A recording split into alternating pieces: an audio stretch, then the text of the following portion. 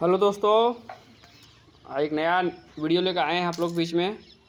इस पर विचार करके आप लोग बताइएगा कि कहाँ तक यह वीडियो सही है। जैसे कि भारत में करप्शन का जो रैंक है ये 100% से पार जा चुकी है। और ये करप्शन में जो गड़बड़ी है वो है व्यवस्था। क्योंकि अपने वीडियो में हम लोग बार बार ये बताते हैं कि भारत की व्यवस्था ही इस प्रकार है कि सालों तक अंग्रेज लूटे और वही व्यवस्था सेम कायम रहा भारत में, और सेम अभी नेता लूट रहे हैं। तो कहीं ना कहीं हम व्यवस्था को बदलें, और अगर वो व्यवस्था नहीं बदलेगा तो नेता लोग आएंगे, नेता लोग जाएंगे, फर्क पड़ने वाला नहीं है। जैसे दिल्ली में जो जंतर मंतर पर सीजेपी के द्वारा जो नीट पेपर का प्रोटेक्शन हो रहा था, अच्छी बात है, प्रोटेक्शन करना चाहिए, क्योंकि युवाओं का भविष्य का बात है। बहुत मेहनत से युवा लोग एग्ज़ाम देते हैं, क्लियर करते हैं, परिवार का बहुत पैसा खर्चा होता है। और सिर्फ नीट पेपर को लेकर ही समस्या नहीं देश में अपने ही राज्य की बात करो तो जहाँ तक हम लोग जानते हैं कि जेपीएससी पेपर में भी गड़बड़ी होती है, और हुई भी है। 14वीं जेपीएससी जो हुआ है इसमें तो बहुत गड़बड़ी हुआ है। झारखंड सरकार को तो कहना नहीं है, इसको भी घेरना चाहिए।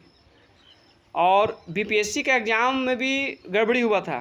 हम लोग को याद है कि हम लोग को सेंटर पड़ा था जहानाबाद बिहार में, जहाँ हम लोग बीपीएससी एग्ज़ाम दे के आए। जब गया स्टेशन पर हम लोग आते हैं तो पता चला कि पेपर लीक था।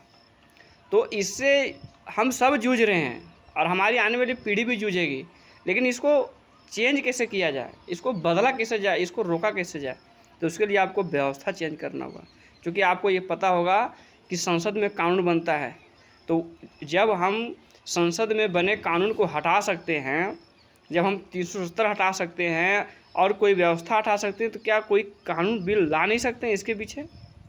तो फिर आर्टिकल जो दिया है 368 और 20वां भाग क्यों दिया है संविधान में, उसको बदलिए। उसमें एक अमेंडम के द्वारा एक बिल पास कीजिए कि भारत में जो भी व्यवस्था है, अगर इसमें कोई गड़बड़ करता है, जैसे कोई पेपर लीक हुआ तो इसमें शिक्षा मंत्री का योगदान नहीं है। इसमें जो उसके नीचे के जो अफसर होते हैं, जो अधिकारी होते हैं, जैसे कोई स्कूल का, विश्वविद्यालय का कोई टीचर हो गया, कोई प्रधानाचार्य हो गया, या किसी प्रकार से सॉफ्टवेयर टेक्नोलॉजी के माध्यम से वहाँ से पेपर लीक होता है। अगर इस माध्यम से अगर वो पकड़ा जाता है तो उसको सख्त से सख्त, हाँ मेरे हिसाब से उसको 50 लाख का जुर्माना और 10 साल कम से कम उसको जेल होना चाहिए। उसके बाद वो अगर सरकारी अफसर है तो उसको आजीवन नौकरी से बर्खास्त कीजिए, उसको हटा दीजिए, क्योंकि वो सिस्टम के रहने लायक ही नहीं है। तो वहाँ बदलाव हो सकता है आपके बीच में। दूसरी बात है कि हर व्यवस्था में अगर करप्ट हो जाएगा, हर जगह पैसे से सीट को खरीदा जाएगा, छोटी छोटी वैकेंसियाँ, छोटे छोटे जो पोस्ट होते हैं, या फिर बड़े बड़े वैकेंसियों में अगर ये सब पैसे से अगर दलाली शुरू हो जाएगा, तो फिर देश की जो स्थिति वो बिगड़ जाएगा। इस पर सरकार को ध्यान देना चाहिए।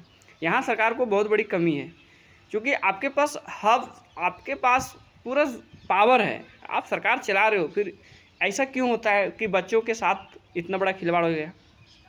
हम प्रोटेक्शन के साथ हैं कि प्रोटेक्शन आप करें, सरकार को घेराव करें, उसका भी कोई दायरा है। ऐसा नहीं कि आप प्रोटेक्शन में गए तो संसद पर पथराव कर दिए, पुलिसों पर पथराव कर दिए, तो गाड़ियों पर पथराव कर दिए। ऐसा हम लोग को करना नहीं है। हम लोग सरकार को घेरना चाहिए। खुद झारखंड की बात करो, झारखंड को सरकार को घेरते हैं हम लोग, झारखंड के शिक्षा मंत्री को घेरते हैं, क्योंकि इसमें भी बहुत बड़ा गड़बड़ी हुआ है। जेपीएससी जो एग्ज़ाम हुआ था इस बार, पता चला कि एक बच्चा 48 ही क्वेश्चन टिक किया है पीटी में, और वो उसको मेंस में बैठने का अधिकार है, वो मेंस में बैठ सकता है। तो कहीं ना कहीं यहाँ भी दलाली हुआ है। और झारखंड के हर एग्जाम में दलाली होता है, चाहे उत्पाद सिपाही ले लो, चाहे दरोगा ले लो, चाहे जैसे सीजीएल ले लो। तो ये गलत है। अगर ऐसी व्यवस्था रहा तो आने वाले समय में लोगों का विश्वास टूट जाएगा।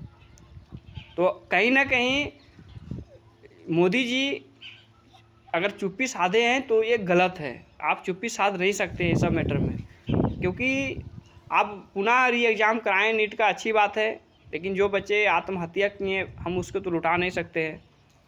उसके परिवार को सांत्वना सिर्फ दे सकते हैं, लेकिन उसका जो भविष्य वो तो चला गया। और देश के युवाओं से हम लोग कहते हैं कि नेता को बदलने से अच्छा रहेगा सिस्टम को बदलें, व्यवस्था को बदलें कि इसमें ऐसा कानून लाया जाए, ऐसा अमेंडम के द्वारा एक कानून लाओ कि कहीं ना कहीं जो भी नेता आएंगे उस पद पर जो बैठेगा वो इस चीज़ से डरेगा वो, क्योंकि अगर ऐसा होता है तो फिर ये दिक्कत होता है, तो वो फिर करेगा ही नहीं। अगर आप सोचिए कि अभी जो नीट का जो पेपर का जो एग्ज़ाम करवाता है उसका जो हेड क्वार्टर से जो मेन आदमी है वो प्रदीप कुमार जोशी शायद है, तो इसका भी कहीं ना कहीं इसको भी इस्तीफा देना चाहिए।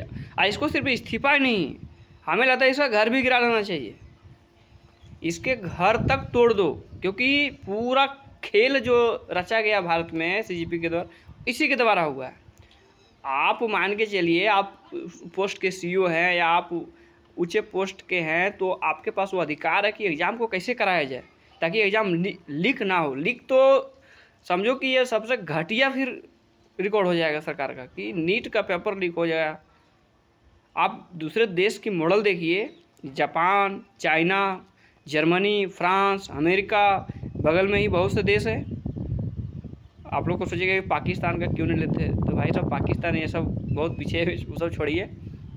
इन देशों में कभी लीक का जो मामला वो आया नहीं है, क्योंकि यहाँ कानून टाइट है, कानून सख्ती है। अगर आप हल्का भी लापरवाही करेंगे तो आपका पूरा का पूरा संपत्ति जब्त करके आपको कंगाल कर दिया जाएगा। ये चाइना का सिस्टम है, तो कम से कम चाइना का रोल मॉडल लिया जाए भारत में भी, कि भारत में अगर किसी तरह से भी बच्चों के भविष्य के साथ अगर खिलवाड़ करते हैं तो उसको आजीवन कारावास या फिर उसको इतना जुर्माना दे दो कि वो फिर वो उठ ही नहीं पाएगा, और उसकी नौकरी तो पूरा खा जाना चाहिए, और कुछ दिन उसको जेल में भी डाल दो, तभी ये व्यवस्था बदलने वाला है। नहीं तो जिस नेता को तुम बदलोगे फिर दूसरा नेता आएगा वहाँ, फिर तो वही करेगा, क्योंकि व्यवस्था वही है। तो फिर काम बना नहीं।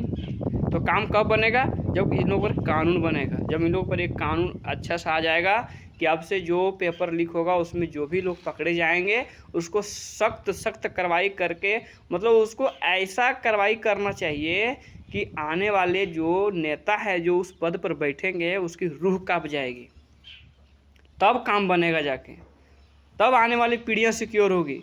अन्यथा सिर्फ नेता बदलने से कुछ बिगड़ने वाला नहीं है। दूसरा आएगा उस पर क्या भरोसा है कि वो ऐसा नहीं करेगा। लेकिन अगर हमारे पास कानून हो जाएगा तो हम उस कानून के जरिए उस पर हम सख्ती अपना सकते हैं और उसको डर भी रहेगा। बाकी जो वीडियो आप लोगों को कैसा लगा तो सपोर्ट कीजिएगा, लाइक कीजिए, और जो गलती हो उसको थोड़ा माफ़ भी कीजिएगा। बाकी नेक्स्ट वीडियो मिलेंगे।